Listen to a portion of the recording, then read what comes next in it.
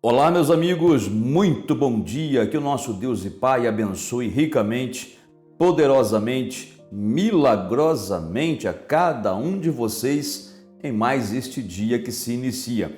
Este é o vídeo número 4 a respeito daquele texto do filho pródigo que nós encontramos no Evangelho de Lucas, no capítulo 15. Ali, aquele texto é um retrato.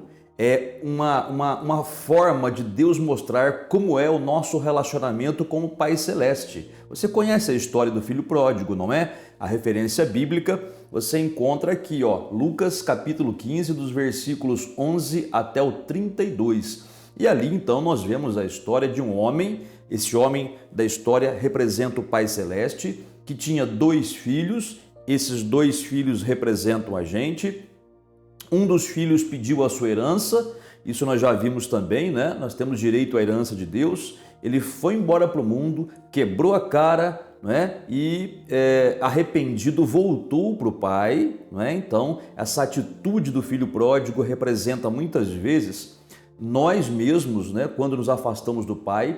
E quando ele voltou para o pai dele, o pai o recebeu de volta. Assim também o nosso Deus faz quando nos voltamos para ele arrependidos. Tem o outro filho também que nunca saiu de casa, mas também nunca recebeu nada, né? Porque não sabia como fazer, não sabia como pedir, não é? Então, esse texto é um texto maravilhoso porque ele ensina muitas coisas para gente. E hoje vamos ver mais alguma coisa que nós temos, que esse texto ensina que nós temos com o nosso Pai, tá bom? Antes, porém, por favor, deixa o like para o canal, aperte o joinha, também inscreva-se no canal se você ainda não se inscreveu e ative o sininho das notificações, porque fazendo assim você é avisado pelo YouTube quando lançarmos um vídeo novo. E também aproveita o espaço aí dos comentários para você colocar o nome das pessoas pelas quais você quer que nós oremos. Nós pegamos esses nomes, transferimos para um caderno de orações e oramos por esses nomes todos os dias, tá bem? Olha só que interessante, mais alguma coisa que nós temos do Pai.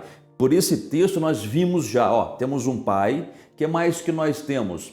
Nós temos também uma herança que é infinita e cheia de coisas boas, tanto no sentido espiritual quanto no material. Vimos também que nós temos o livre-arbítrio, temos tudo isso Deus deu pra gente, ou seja, a capacidade de escolher, querer viver uma vida reta ou uma vida errada, querer escolher o bem ou o mal, querer escolher, não é, as bênçãos e as vitórias ou as derrotas e as maldições. Tudo isso somos nós que escolhemos. Muito bem, hoje nós vamos ver que nós temos também comunhão com o Pai.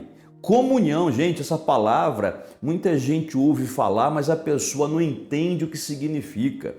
Comunhão é aquela capacidade que nós temos de ter acesso ao Pai e termos em comum com Ele tudo que Ele tem. Comunhão é podermos nos achegar ao Pai e falarmos para Ele, falarmos com Ele, pedirmos para Ele as coisas que nós necessitamos. Comunhão é nós podermos nos sentir abraçados pelo Pai. E enquanto temos comunhão com Deus, nós temos tudo da parte dele. Amém? Você entendeu o que é a comunhão? Então vamos ler o texto aqui para a gente poder entender. Olha só, Lucas capítulo 15, versículo 11, diz assim, continuou, Jesus estava contando a história. Certo homem tinha 2 filhos. O mais moço deles disse ao pai, Pai, dá-me a parte dos bens que me cabe. E ele lhes repartiu os haveres. Veja, a comunhão que esse jovem tinha com o seu pai permitia que ele se achegasse a ele e falasse com ele. Ele tinha comunhão, não é? E outra coisa, como eu disse para você agora há pouco, a comunhão permite que nós nos acheguemos ao Pai e peçamos para Ele o que nós necessitamos, como o jovem fez. Você viu? Ele falou, Pai, né? Porque ele estava em comunhão com o Pai. Pai, dá-me a parte dos bens que me cabe, não é? Ele pediu com toda a confiança porque ele sabia que ia receber, não é? A comunhão faz isso. Estar em comunhão com Deus é estar junto de Deus, é estar perfeitamente ligado, sintonizado com o Pai. E aí, filho, nós temos tudo dele, podemos orar a ele, falar com ele, podemos receber o amparo, podemos receber dele o conforto, tudo como um pai faz com o filho, o nosso Pai Celeste faz com a gente, só que muito melhor, né? Porque o nosso Pai Celeste é ilimitado em poder, ele pode todas as coisas. Então você vê que a comunhão é isso. Agora, nós temos comunhão com Deus? Bom, quando aceitamos a Jesus, no dia em que nós nascemos de novo, no dia em que nós nos convertemos ao Pai, né, através de Jesus Cristo, nós passamos a ter comunhão com Ele, sim. Então, em Cristo, nós temos a comunhão com Deus, viu? Por isso que a Bíblia fala, lá em Hebreus, olha a referência bíblica aí, ó, que nós podemos nos achegar confiadamente junto à sala do trono para buscar socorro em tempo oportuno, não é? Para falar com o Pai. Temos acesso liberado a Ele através dessa comunhão, viu? Só que tem um porém, presta bem atenção. A comunhão com o Pai, ela pode ser quebrada, viu? Pode ser quebrada. E aí é que é problema, porque com comunhão quebrada, nós não conseguimos receber de Deus o que Ele tem para nos dar. Quando nós quebramos essa comunhão, então nós ficamos, de certo modo, desligados do Pai ou distantes do Pai, como eu falei para você no primeiro vídeo. Então, quando nós quebramos a nossa comunhão com Deus, nós ficamos então impedidos de estar na presença dele para falar com ele, nós ficamos impedidos de receber os cuidados dele, né? É como se houvesse uma parede entre nós, né? Então, quando nós quebramos essa comunhão, veja o que aconteceu com o filho pródigo. Olha só, passados não muitos dias, o filho mais moço, ajuntando tudo que era seu, partiu para uma terra distante e lá dissipou, quer dizer, gastou, eliminou todos os seus bens, vivendo dissolutamente. Veja, aqui a palavra dissolutamente quer dizer vivendo de modo pecaminoso, de modo mundano. Ele torrou toda a herança que o pai dele havia dado para ele com coisas do mundo, principalmente com prostituição, como a Bíblia diz mais para frente no texto, ele torrou tudo com meretrizes. Meretriz é uma palavra antiga para prostituta, quer dizer, ele se meteu com prostituição, com bebedeira, com tudo aquilo que o mundo tem de maldito para oferecer, né? Então, ele torrou tudo isso. Mas você vê, ele se distanciou do pai, foi embora para uma terra distante, e lá torrou tudo, gastou tudo, vivendo dissolutamente. Isso aqui é um modo de Deus dizer para a gente que quando nós pecamos, é como se estivéssemos distantes de Deus. Eu já falei para você outro dia aqui também, né? Na verdade, não há como a gente ficar distante de Deus, porque o nosso Deus, ele é onipresente. Onipresente é um atributo exclusivo de Deus. Só Deus está em todos os lugares ao mesmo tempo, mais ninguém. E se Deus está em todos os lugares ao mesmo tempo, até como diz o Salmo aqui, olha aí, ó, esse Salmo aqui, essa referência bíblica, nesse Salmo você vê que Deus está em todos os lugares ao mesmo tempo. Então, se Deus está em todos os lugares ao mesmo tempo, onde quer que nós vamos, Ele está lá, né? Mas é no sentido de comunhão, né? Esse afastamento. Deus está presente, mas parece que existe uma película, né, que nos impede de tocar nele e ele em nós. Enquanto nós não resolvermos esse problema do pecado, né, nós estamos com a comunhão quebrada, tá bem? Quando nós aceitamos a Jesus, o Senhor Jesus, ele não levou em conta a nossa vida pecaminosa, né? Não, ele nos recebeu, nos perdoou, só que na nossa caminhada cristã, infelizmente, muitas vezes nós somos tentados pelo diabo ou pelas dificuldades da vida e a gente acaba pecando, às vezes até sem querer, não é? E às vezes, infelizmente, sabendo que está errado e mesmo assim a gente erra. Não deveríamos fazer assim. Não deveríamos fazer isso. Por quê? Porque isso quebra a comunhão com o Pai, tá bom? E se nós quebramos a comunhão com o Pai, nós ficamos sem defesa. É por isso que o diabo consegue colocar doença em muita gente, miséria, perturbação, loucura, depressão. Ele entra com tudo. Por quê? Porque a pessoa está com a comunhão quebrada.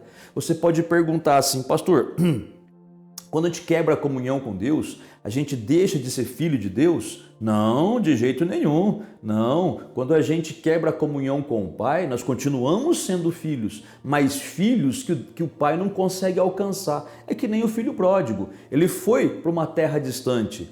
Ele continuava sendo filho daquele pai, só que porque ele estava longe, o pai não conseguia alcançá-lo, né? Não conseguia ajudá-lo, porque ele estava longe. E foi ele que escolheu ir para longe, como nós vimos aqui no vídeo 3 do livre-arbítrio, né? O filho que escolheu sair da presença do pai. Então é assim, quando você escolhe pecar, porque é você que decide, tá? Não tem esse negócio de jogar a culpa em ninguém. Eu pequei por causa dele, eu pequei por causa do marido, pecou porque você quis pecar. Essa que é a grande verdade, tá? Não tem essa de os outros obrigarem a gente a pecar, tá? Cada um peca porque quer pecar. Agora, o jovem aqui estava impedindo o pai dele de ajudá-lo, porque estava longe. E nós impedimos Deus de nos ajudar enquanto estivermos longe, entre aspas, tá? Ou seja, com a comunhão quebrada. Comunhão quebrada, então impede Deus de nos abençoar. Nós não deixamos de ser filhos de Deus quando quebramos essa comunhão. Nós apenas ficamos com a comunhão interrompida. É que nem marido e mulher. Olha só que interessante, ó. Quando um homem e uma mulher se casam, então eles estão casados, estão com a comunhão belezinha. Depois, um belo dia, acontece alguma coisa, eles quebram o pau, brigam, e aí fica com a comunhão quebrada. Quer dizer, um ofende o outro, aquela coisa toda, né? Fica até dias sem conversarem um com o outro, bicudos um com o outro, estão com a comunhão quebrada. Mas mesmo brigados, eles continuam casados, né? São marido e mulher. A briga não desfaz o casamento, né? Eles apenas estão com a comunhão quebrada, mas continuam sendo marido e mulher, uma só carne, né? Assim também, quando nós pecamos, nós não deixamos de ser filhos de Deus, apenas estamos ali distantes de Deus, no sentido figurado da palavra, né? Deus não pode nos alcançar. Então, como um casal resolve o problema da briga? Um se aproxima do outro, pede perdão, conversa e se junta novamente, né? Acabou, ligou de novo. Aí, ó, a mesma coisa somos nós. Como que nós resolvemos o problema da comunhão quebrada? Nós fazemos como o apóstolo João diz. Olha aí, ó, primeira carta de João, capítulo 1, versículo 9. Ali é dito o seguinte, olha, se nós confessarmos os nossos pecados, confessarmos a Deus, não é? Ele é fiel e justo para nos perdoar os pecados e purificar de toda a injustiça. Então, quando nós vamos a Deus com sinceridade, com humildade de coração e pedimos perdão para Ele, confessamos o nosso pecado, hein? Tem que abrir a boca e verbalizar, não é pensar. Eu sempre digo, a pessoa às vezes ela fala assim, mas eu tenho vergonha de falar o que eu fiz. E eu sempre respondo, vergonha de fazer o pecado, de fazer a porcaria não teve, né? Então, filha, calça a cara e vai falar com Deus, vai pedir perdão ao Senhor, não é? É necessário fazer isso para que Ele possa perdoar você, para que Ele possa purificar você e restaurar essa comunhão, tá bom? Como que o filho pródigo restaurou a comunhão com o pai dele? Quando ele voltou para casa, ele caiu em si, arrependido, reconheceu o erro, voltou para casa, tá? E o pai o recebeu de volta. Mas isso vamos ver mais para frente com outras coisas que nós vemos por esse texto que nós temos, tá bem?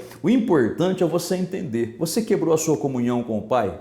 Você pecou? Você fez alguma coisa que não deveria ter feito? Então, peça perdão a Deus, peça perdão ao Pai, não é? Você vá a Deus com arrependimento e com firme propósito de abandonar o pecado, porque se você não fizer assim, você vai continuar e infelizmente estando impedido de receber as bênçãos do Senhor. Mas se você se voltar para Ele, tá, com todo o coração, Ele vai te abraçar, Ele vai te limpar, te purificar e você pode retomar a sua vida vitoriosa com Ele. Está bem? Vamos falar com Deus então e agradecer por esta comunhão, não é? Caso você tenha pecado em alguma coisa, você pode pedir perdão agora, tá? Você vai a Deus e fala, Deus, eu pequei, me perdoe, eu fiz o que não devia fazer, confessa para Ele, né? E aí você então faz as suas petições depois, tá bem? Oremos ao Pai então. Nosso Deus e nosso Pai, obrigado, meu Deus maravilhoso, pela Tua presença, pela Tua bênção derramada. Obrigado, meu Deus, porque o Senhor é aquele que nos ouve, é aquele que nos chamou, é aquele que nos resgatou. Obrigado, meu Deus, porque o Senhor continua sendo o mesmo Deus misericordioso de sempre, que sempre foi. Obrigado, meu Deus, porque o Senhor em Cristo nos recebeu. E porque o Senhor nos recebeu, podemos ter comunhão contigo, falar contigo, clamar a ti e pedir ao Senhor o suprimento às nossas necessidades. Obrigado, meu Deus, pela resposta. Obrigado, meu Deus, porque o Senhor nos ouve. Entramos agora, Pai, confiadamente junto à sala do trono. E eu entro, meu Pai, junto com essa pessoa que ora comigo, essa pessoa que errou em algo, que está te pedindo perdão por algo errado que fez, que cometeu. Te peço, meu Deus, que o Senhor atue em favor dessa vida, perdoando e purificando de todo o pecado, se ela te pede perdão, Pai, com todo o coração. Meu Pai, abençoa essas vidas, abençoa ricamente, Pai. Cura essa pessoa que pede pela cura, cura, meu Pai, essa pessoa que está internada no hospital, essa pessoa, meu Pai, que é apresentada a Ti em oração. Também, meu Pai, protege essa família, protege esse casal, protege, meu Pai, os filhos dessa mulher, os netos, Pai, por quem essa avó ora neste momento, ela pede ao Senhor para guardá-los, para protegê-los. Então, meu Pai, abençoa essa família rica e poderosamente. E, meu Deus, na certeza absoluta da Tua resposta, nós te damos graças em nome do Senhor Jesus. Muito obrigado. Amém. E graças a Deus. Louvado seja Deus, meu amigo e amiga. Olha, reveja esse vídeo e procura entender que nós temos comunhão com Deus. E quando nós quebramos a comunhão, nós devemos correr imediatamente para restaurá-la, tá bom? Não devemos quebrar a comunhão, como João fala, né? Não devemos pecar, mas se pecarmos, temos um advogado junto ao Pai, que é Jesus Cristo o justo. Ele defende a nossa causa. E quando a gente se humilha para Ele, pede perdão, Ele nos perdoa e nos renova essa comunhão para que possamos, na presença dEle sempre, né, ter acesso a todos os recursos que Ele tem para todos nós. Recursos de bênçãos, de milagres. Tá bem? Olha, que Deus abençoe ricamente a você, que Deus o guarde e o proteja, tenha você um excelente dia e voltaremos no próximo vídeo com o vídeo número 5 a respeito do filho pródigo. Até lá!